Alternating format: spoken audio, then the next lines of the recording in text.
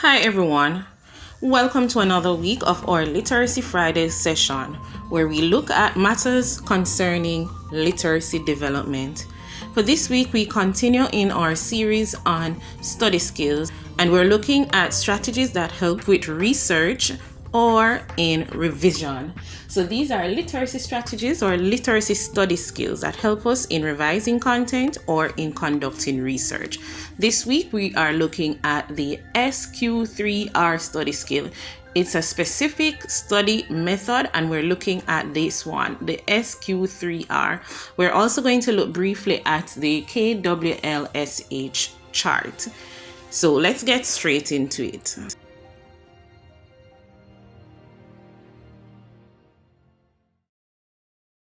SQ3R, it is a study skill, it is a specific strategy, and it has its steps. So you have to follow the method given by the developer for this particular study skill.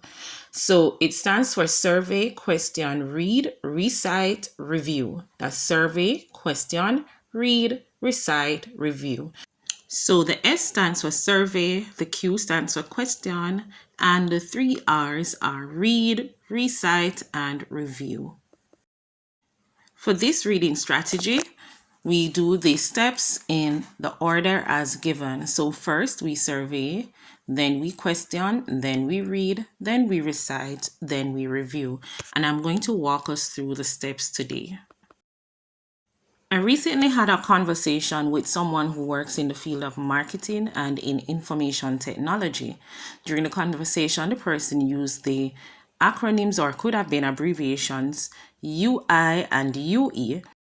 From previous experience, I understood what UI means. It means user interface, but this was the first time I was hearing about UE. I understood a bit from what the person was saying about UE, but let me just show you how I went about researching the concept of user experience. Let's begin. So first step is to survey the document. In last week's session, we would have looked at what it means to survey a document for research or for revision. So if it was a physical textbook before us, then we will look at the table of contents, perhaps even the glossary, the index. Just check if the key terminologies will pop up in our document. Check out that video for added information on how to survey a document for research or for revision. So if it was even an online document and there's an abstract, then we could quickly go through the abstract to see if there are any key terms from our research topic that will come out in that document.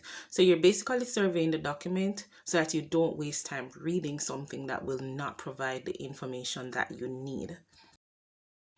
Gone are the days when the first thing that we do in conducting research is to go to the library or to check a librarian.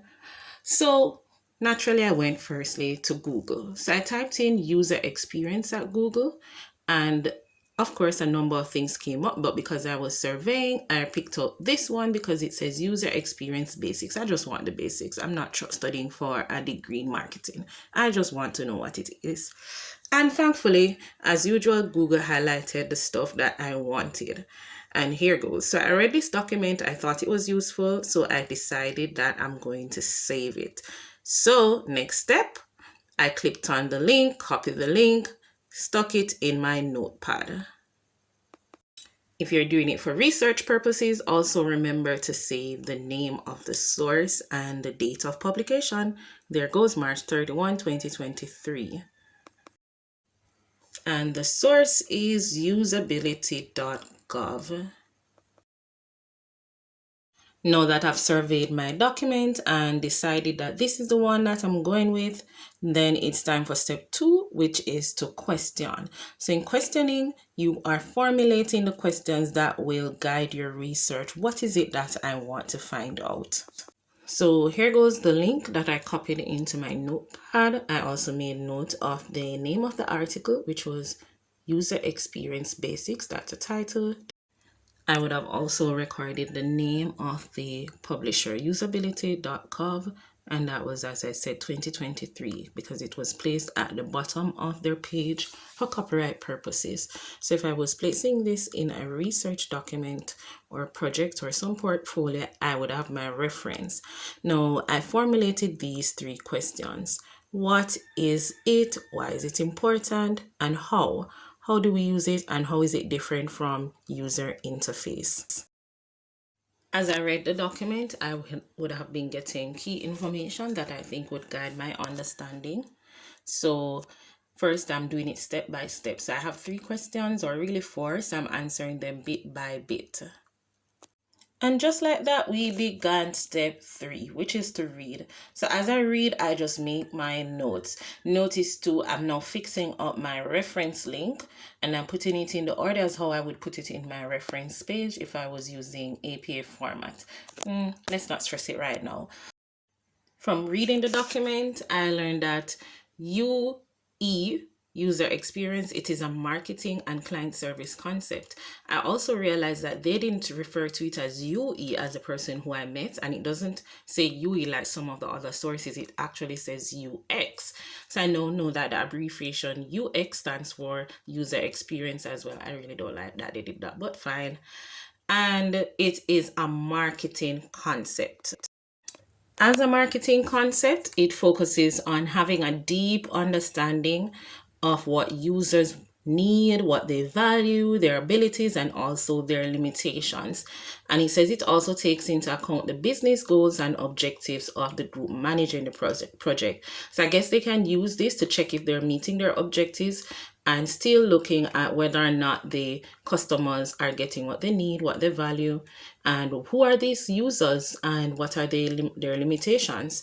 Yeah, so I guess it's just a way of finding out what do clients or customers need so you can improve the business. And I read on and to check for the why is it important, and this also came up.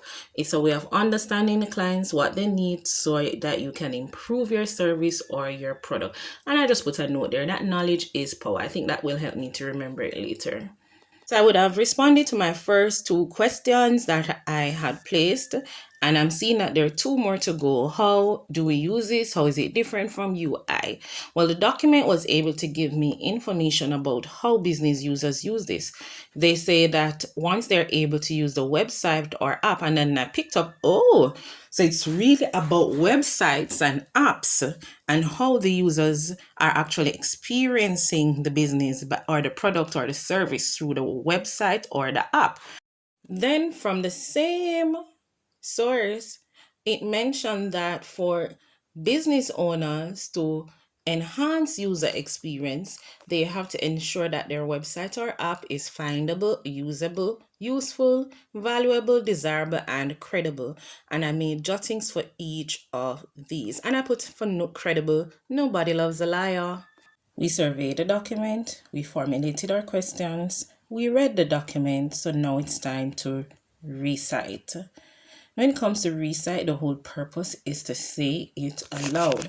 Now, sometimes we just make our jottings and we're reading in our minds, but reciting helps to reinforce it in the brain.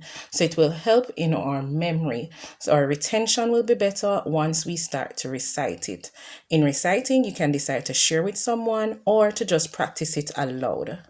In reciting it, you can just randomly go to persons and say, "Here, I learned a new terminology today." And then they will actually ask you what terminology. And you say, "Oh, I learned about user experience." It can also be abbreviated UE or UX. And then you can go in a whole discussion about why it's called UX versus UE if it's abbreviated that way. Then you can say what it is. By talking about the content, you are actually just giving the brain more power to retain the information. So you just say, hey, user experience is actually about what managers or business owners use to decide if their website or their app is really connecting with the client and how best the clients are actually handling the app or the website. Then if the person is inquisitive like me, they'll say, so why is that even important? And you say, well, It's important because, or if they don't even ask you, just say, don't you want to know why it's important? And then, sure, maybe they didn't even want to hear, but you say, let me tell you why it's important. It's important because that way business managers can actually improve the quality of the services or the products and improve how the website operates to get the best results from their clients and to get the best results for their clients. If you're musically inclined, well, it's good to make a jingle, some sort of song, or use a familiar tune to try and retain the information. So, okay, I learned a new terminology. It's user experience, user experience, user experience, user experience. Let me tell you all about it. Then naturally the rest of the song will tell you all that you learned about user experience. And then to remember key points like knowledge is power and that the information must be credible on the website. Knowledge is power. Know about your customer. Know what they value and their limitations. Nobody loves a liar, so make sure it's credible, or they will leave your website and go to another company. Obviously, I'm not so musically inclined, so this is probably not the best approach for me to use. But once I speak it out, I say it aloud, I sing it aloud, I use up the words vocally, it's good. Now I'm at the final step, which is to review. Now, in doing our review, it's not about rereading the document or reviewing the document. No, it's just checking if I now understand what I set out to find out. Have I answered my questions? Am I able to respond to the questions without looking back at the text?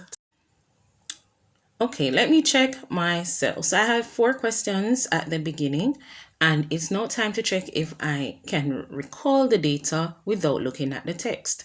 So what is user experience? That was my first question. So based on what I learned, I gather that user experience is a manager or business owner's understanding of how their app or website is actually connecting with their client and how the customer's needs are being met or not through the website or app.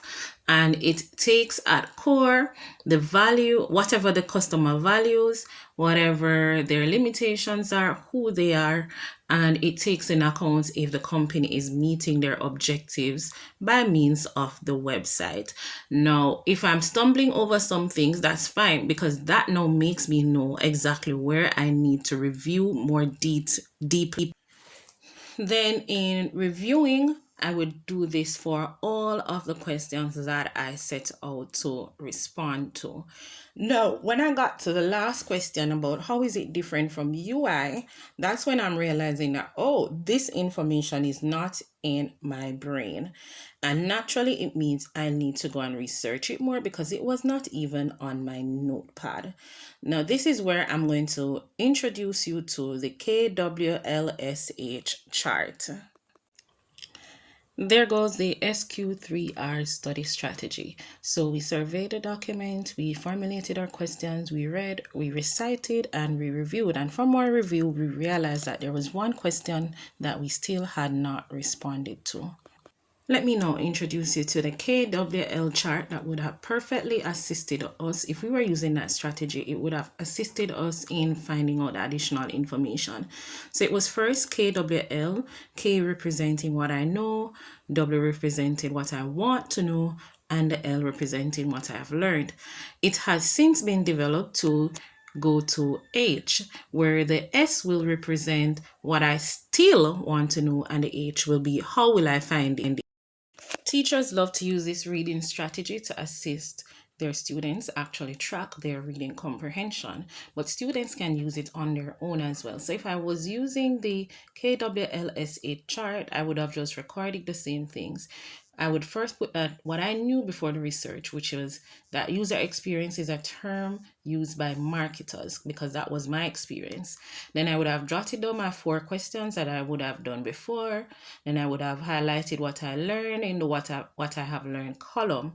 And then when it comes to question 4, which I did not understand or still didn't find any information for, I would now record it under the column that says what I still want to know. And then I formulate questions about how will I find it? And I think, how will I get this information about how is user experience different from user interface? So I jot down my possible options. 1, read another document. And 2, just ask someone who works in the field of marketing or technology. And that can help me, and that might just be enough to find out the next part. And there goes my research. I hope these strategies help you.